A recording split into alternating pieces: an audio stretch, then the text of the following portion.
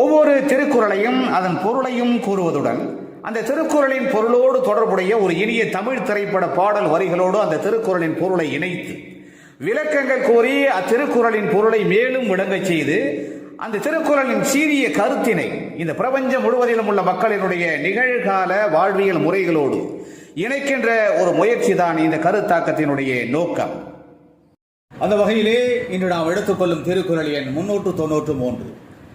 பொருட்பாலிலே அரசியலிலே கல்வி என்கின்ற அதிகாரத்திலே அமைய பெற்றுள்ள அந்த திருக்குறள், கண்ணுடையர் என்பவர் கற்றோர், முகத்திரண்டு புண்ணுடையர் கல்லாதவர்.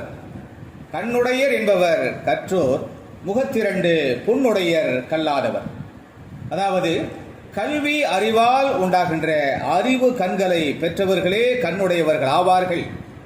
கல்வி அறிவு பெறாதவர்கள் பெற்றிருக்கின்ற கண்கள் துன்பங்களை விளைவிக்கின்ற புண்களாகவே இருக்கும் என்பது இந்த திருக்குறளின் அற்புதமான கருத்தாகும். மனிதராய் பிறந்த ஒவ்வொருவரும் கல்வி அறிவு கண்களை பெற்றிருக்க வேண்டியதன் அவசியத்தை மிக அருமையாக உணர்த்துகின்ற இந்த திருக்குறளின் பொருளோடு தொடர்புடைய இனியதொரு தமிழ் திரைப்பட பாடல் வரிகளை நாம் தேடுகின்ற பொழுது கவிஞர் மருதகாசி இயற்றி வழங்கியிருக்கிற ஒரு அற்புதமான பாடல் வரிகள் நம் நினைவுக்கு வருகிறது. கல்வி அறிவு பெற்றவர்களின் கண்களே உண்மையை அறிய உதவுகின்ற அறிவு கண்களாகும். கல்வி அறிவு பெறாதவர்கள் பெற்றிருக்கின்ற கண்கள் காண்பதையெல்லாம் உண்மை என நம்பச் செய்து காண்பவரை ஏமாற்றி மாயங்களை எல்லாம் மெய்யென உணரச் செய்து துன்பம் என்கிற பாதாள படுகொடியில் தள்ளி நாம் மீண்டெழுந்து புகழ் பெற முடியாதபடி செய்துவிடும். எனவே வெறும் கண்களை நம்பக்கூடாது, அறிவு கண்களை மட்டுமே நம்ப வேண்டும் என்கின்ற அதி அற்புதமான கருத்தினை மிக நேர்த்தியாக இந்த உலக மக்களுக்கு எடுத்து கூறுகின்ற காலத்தால் அழியாத, காலத்தால் அழிக்க முடியாத அருமையான பாடல் வரிகள் அந்த பாடல் வரிகள். ஒரு மதிப்பிற்கும் மாண்பிற்கும் உரிய நாயகன் இத்தகைய சிறப்புக்குரிய கருத்துக்களை, அதாவது கண்ணால் பார்ப்பதையெல்லாம் உண்மை என நம்பக்கூடாது, காணுகின்ற காட்சிகளை அறிவு கண்களால் ஆராய்ந்து பார்த்து அதன்படி நடக்க வேண்டும், அறிவு கண்களை திறக்க வேண்டும் என்று மிக அற்புதமாக எடுத்து கூறுகின்ற மேன்மை மிக்க பாடல் வரிகள் அந்த பாடல் வரிகள். அந்த நாயகன் கூறுவார், மனிதர்களே, நீங்கள் உங்கள் வெறும் கண்களை நம்பி அந்த கண்கள் காட்டுகின்ற காட்சிகளை உண்மையான நம்பி எந்த முடிவும் எடுக்கக்கூடாது. அந்த காட்சிகள் உங்களை ஏமாற்றுகின்ற மாயைகளாக இருக்கலாம்.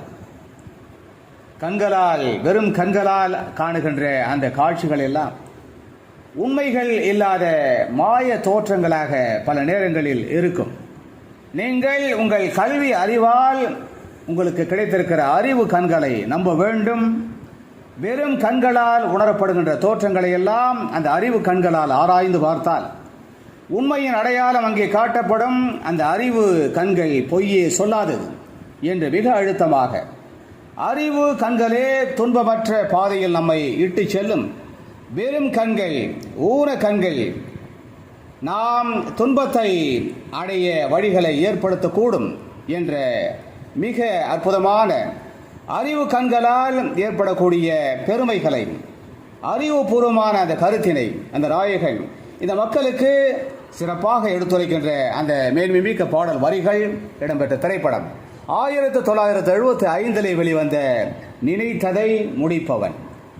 மருதகாசியின் அற்புதமான அந்த பாடல் வரிகளுக்கு MS விஸ்வநாதன் இனிமையாக இசையமைக்க TM சௌந்தரராஜன் மிக சிறப்பாக பாடுகின்ற அந்த மேன்மைமிக்க பாடல் வரிகள் இதோ என் குரலில் உங்களுக்காக. கண்ணை நம்பாதே, உன்னை ஏமாற்றும், உன்னை ஏமாற்றும் நீ காணும் தோற்றம் உண்மை இல்லாதது. அறிவை நீ நம்பு, உள்ளம் தெளிவாகும், அடையாளம் காட்டும் பொய்யே சொல்லாதது.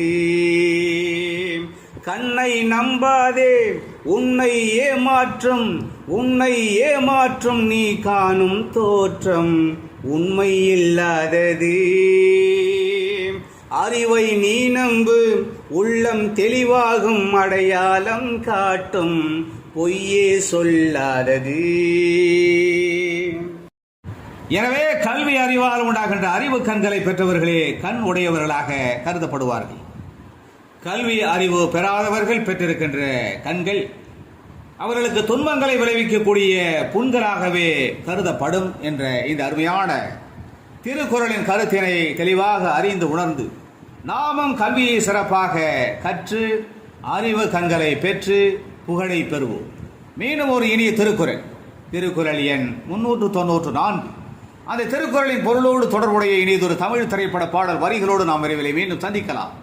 அதுவரை அன்பு வணக்கம் கூறி விடைபெற்றுக் கொள்வது உங்களுடைய அன்பு ஆராய்ச்சியாளன் முனைவர் க. சிவசங்கர். மீண்டும் சந்திப்போம். நன்றி, வணக்கம்.